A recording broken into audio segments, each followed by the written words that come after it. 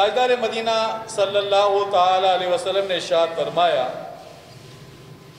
बरोज़ क़यामत कुछ मुहरबंद सहीफ़े अल्लाह तबारक व ताला की बारगाह में पेश किए जाएंगे तो अल्लाह तबारक व ताला फरिश्तों से फरमाएगा, ये छोड़ दो और ये कबूल कर लो। फरिश्ते अर्ज़ करेंगे, या रब अज़्ज़ व जल, तेरी इज़्ज़त की कसम, हम तो इसमें खैर ही देखते हैं।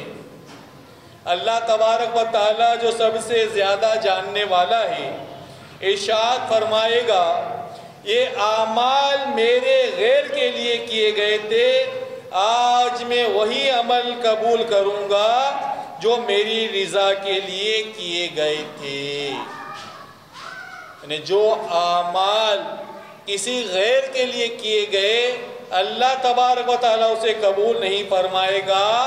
अल्लाह तबारक व ताला तो वही अमल कबूल करेगा जो अल्लाह की रिज़ा के लिए किया गया होगा। करम ऐसा करे तुझ पे जहाँ में, ऐ दावत इस्लामी तेरी धूम मचेगा।